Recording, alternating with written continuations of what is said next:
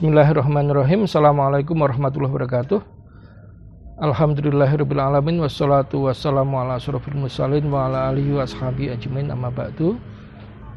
Satu hal yang sering kita lihat di masyarakat kita sekarang, terutama dalam relasi Islam dan Kristen, kalau kita berbicara dari sudut pandang kita sebagai Muslim, yaitu fenomena mu'alaf.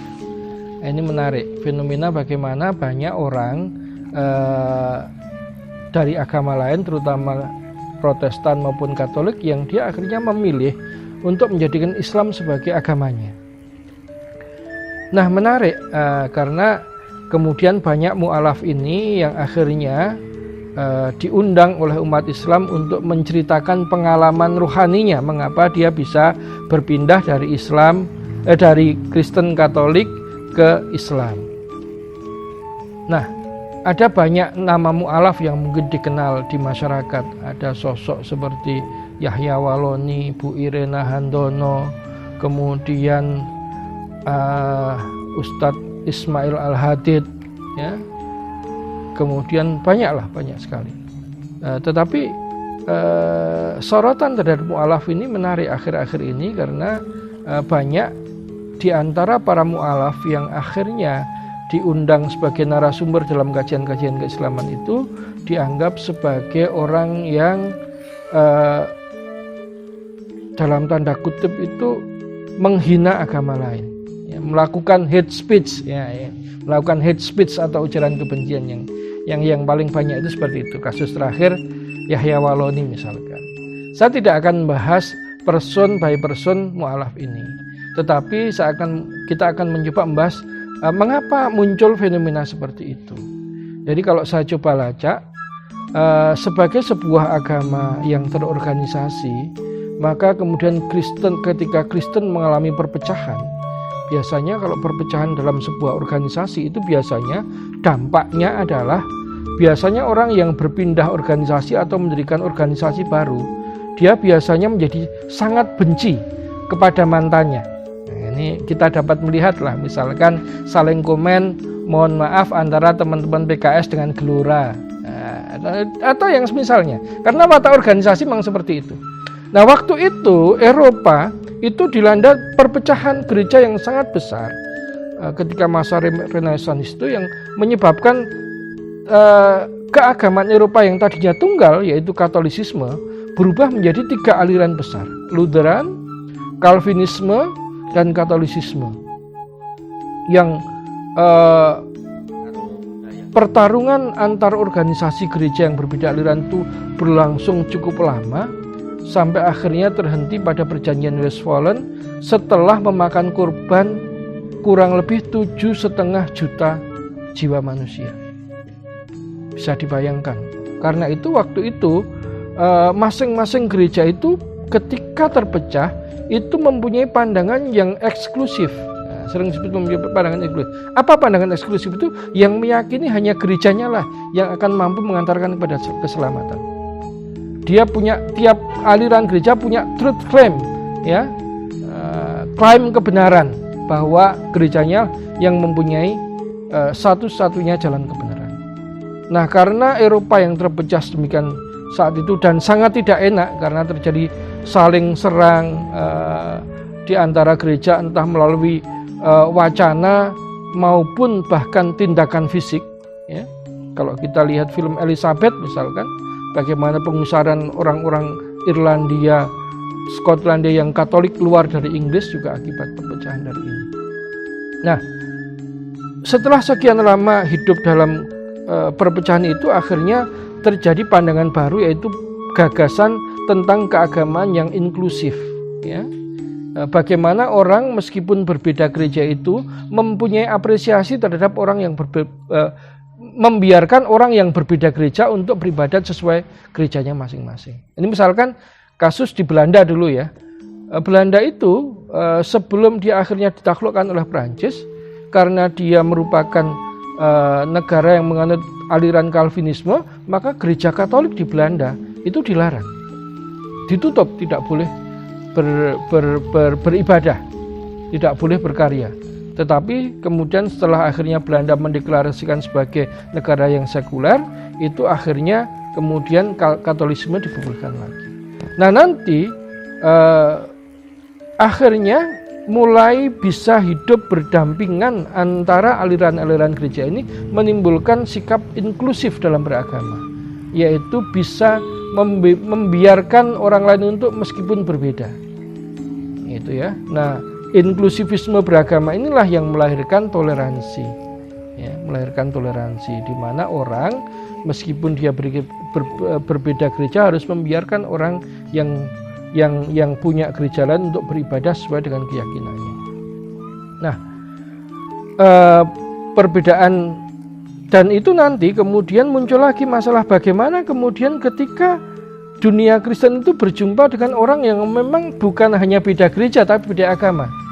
Seperti ketika berjumpa dunia Islam, nah nantilah muncul rumusan, kemudian akhirnya pluralisme itu muncul dari sini. Nah karena itu terkait dengan misionarisme gereja, kalau saya mengutip pendapatnya Alwi Shihab dalam buku Islam Inklusif, ini tidak bisa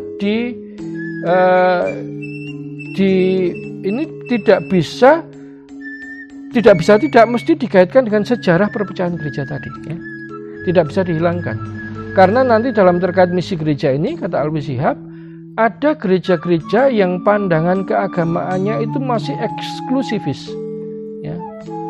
Yaitu bahwa misionarisme itu tugasnya adalah untuk melakukan proselitisasi keagamaan atau konversi keagamaan, sehingga orang-orang yang tadinya berada di luar gereja itu bisa masuk ke dalam anggota gerejanya. Karena di dalam gerejanya inilah nanti dia akan mendapatkan keselamatan. Nah, kelompok ini biasa disebut sebagai kelompok evangelis dalam misionarisme. Nah, kemudian pandangan inklusif dalam gereja ini menghasilkan satu pandangan meskipun sudah menjadi beberapa denominasi gereja yang berbeda, akan tetapi antar gereja ini karena sebagai anak-anak Kristus, dia harus melakukan kerjasama, tetap harus menjalin komunikasi dan kerjasama. Maka muncul gerakan aukumenis, ya, bagaimana upaya untuk menjalin harmoni antar gereja yang berbeda-beda itu sehingga tidak terpecah-pecah. Ya, meskipun berbeda gereja tapi tidak saling ganggu satu dengan yang lain, bahkan mungkin bisa bekerja sama. Nah, pandangan aukumenisme ini kemudian ikut membentuk pandangan tentang misionarisme gereja.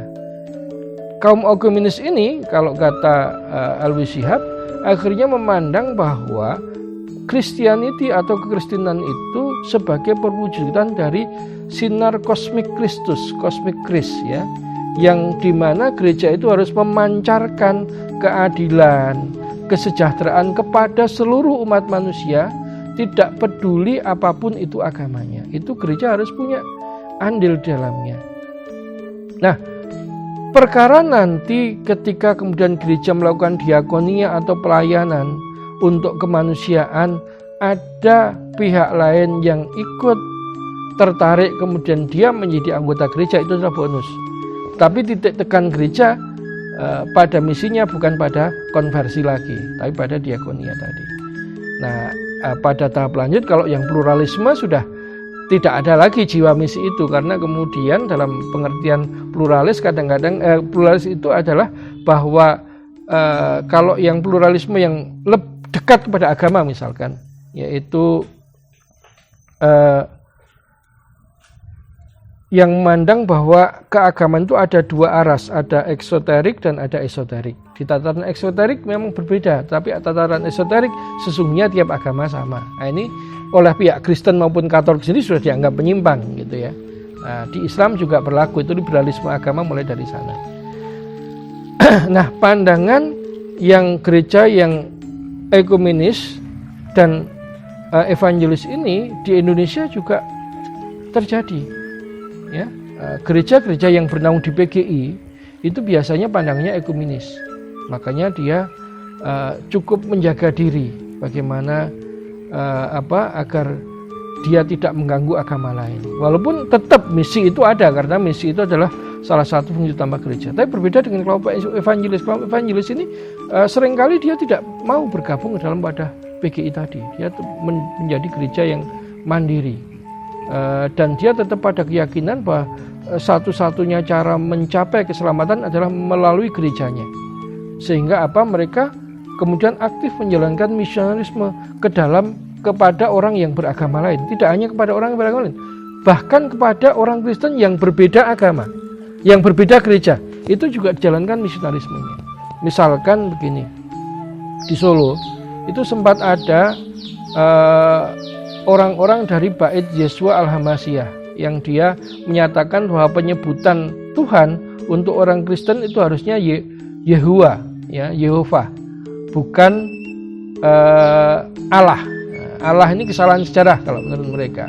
Mereka kemudian membagikan brosur itu ke kalangan Kristen, sehingga kalangan Kristen yang non gerejanya itu kemudian menjadi marah orang-orangnya, dan akhirnya orang ini dilaporkan ke polisi. Jadi orang evangelis sampai seperti itu, bagaimana melakukan kristenisasi terhadap orang Kristen. Ini kan fenomena yang menarik yang terjadi, dan ini terjadi. Makanya kalau kita dapat melihat para penceramah entah itu di YouTube ataupun yang lain yang seringkali bermasalah dengan orang Kristen dengan orang Islam karena melakukan cacian, makian kepada orang Islam, itu biasanya dari kelompok evangelis ini. Dan mereka juga progresif untuk mendekati orang-orang Islam secara langsung. Di buku biografi sosial politik menteri-menteri agama, ada satu cerita menarik. Kiai Saifuddin Zuhri bercerita bagaimana propagandis Kristen ini datang ke rumahnya, ya, dan kemudian dia minta izin kepada Kiai Saifuddin Zuhri untuk menemui anak-anak Kiai Haji Saifuddin Zuhri, yang kepada mereka nanti diberikan komik-komik agama Kristen. Bisa dibayangkan, seorang menteri agama didatangi misionaris, anaknya di depan matanya dikasih komik Kristen. Itu yang terjadi. Nah, fenomena inilah yang kemudian sering mengakibatkan konflik dengan umat Islam, seperti apa yang diungkapkan oleh Buya Hamka dalam buku dari hati ke hati misalkan. Kejadian kasus kerusuhan pembakaran gereja di Makassar di awal Orde Baru. Itu kan bermula dari seorang guru agama Kristen yang di hadapan murid-muridnya yang seluruhnya Muslim, ya, guru beragama Kristen yang di hadapan seluruh muridnya yang beragama Islam itu, dia menghina Nabi Muhammad dengan mengatakan bahwa Nabi Muhammad itu penipu, nafsu seksnya tinggi dan sebagainya. Bisa dibayangkan Makassar, ya, Makassar ini spirit keislamannya tinggi, orang-orangnya keras, gitu ya. Sudah dilaporkan ke polisi oleh para petinggi umat Islam di sana, tapi tidak mendapat respon. Karena tidak ada respon, tidak ada tindak lanjut, akhirnya orang Islam bergerak untuk melakukan pembakaran gereja. Buya Hamka mengatakan dalam buku itu, saya ingat,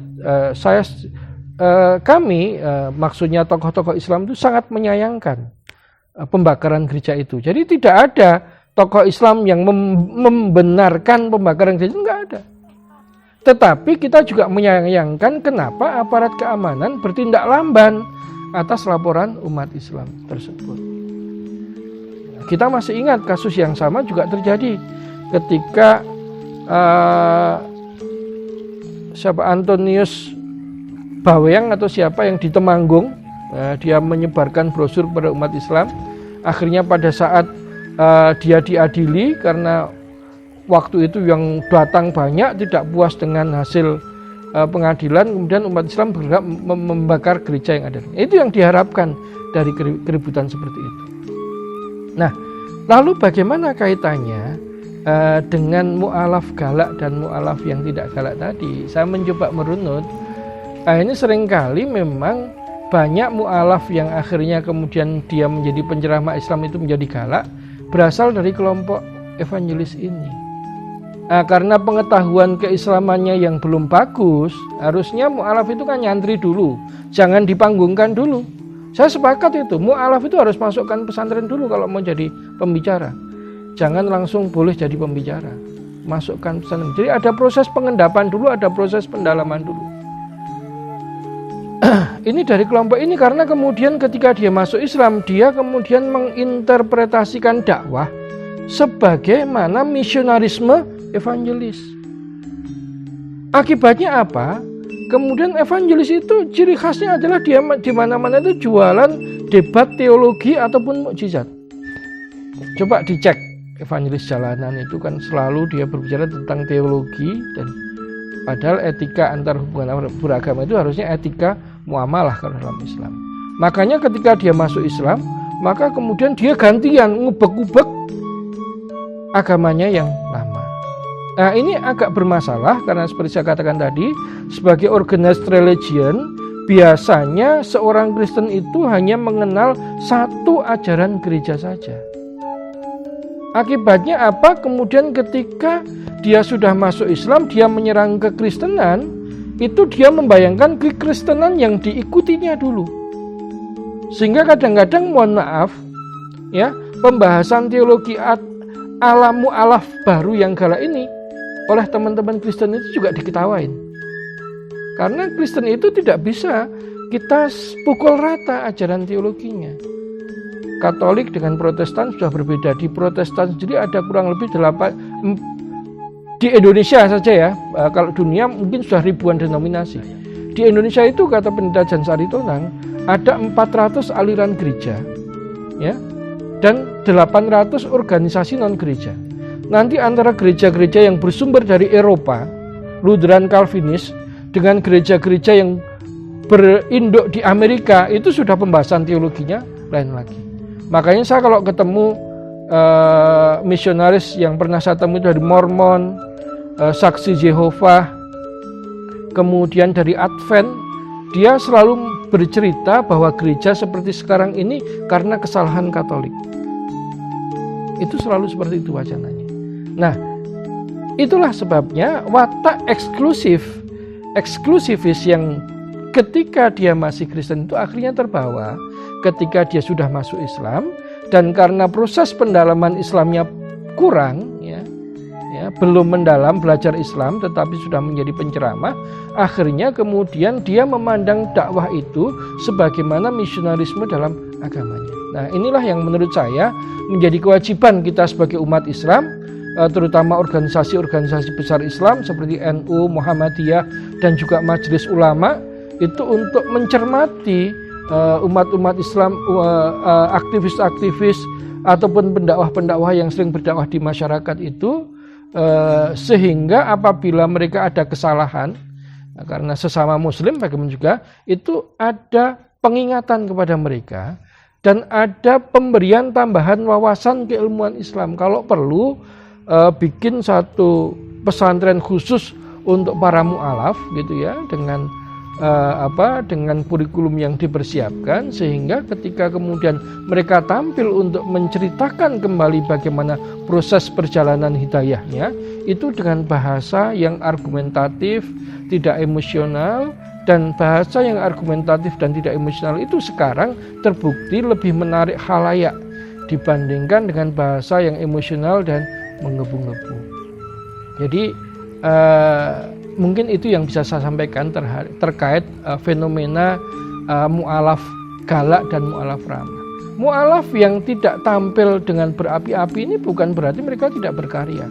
Saya pernah bertemu dengan misalkan seorang ustadzah, namanya Ustadzah Uli Simbolon. Dulu dia dari Medan, sempat sekolah di sebuah sekolah tinggi teologi, akhirnya masuk Islam, dan sekarang beliau banyak membina ngajar ngaji ya kepada orang-orang pedesaan di desa-desa yang rawan konversi. Dan orang seperti Ustadzah Uli Simbolon ini banyak jumlahnya. Jadi sebetulnya mu'alaf ini punya ruang, tidak hanya dengan berorasi dalam tanda kutip di hadapan publik menelanjangi agama lamanya, tetapi ada karya-karya nyata atau mungkin cara penyampaian yang lebih elegan yang bisa disampaikan. Tetapi itu tentu saja tidak bisa mereka capai sendiri, harus ada koordinasi dengan umat Islam. Bagaimana Nahdlatul Ulama, Muhammadiyah, MUI itu juga memberikan pembekalan yang cukup, wawasan yang cukup tentang keislaman, sehingga keislaman mereka, kalau toh mereka kemudian harus tampil berdakwah di tengah umat Islam, dengan bahasa yang lebih elegan dan lebih akademik. Itu mungkin dari saya. Assalamualaikum warahmatullahi wabarakatuh.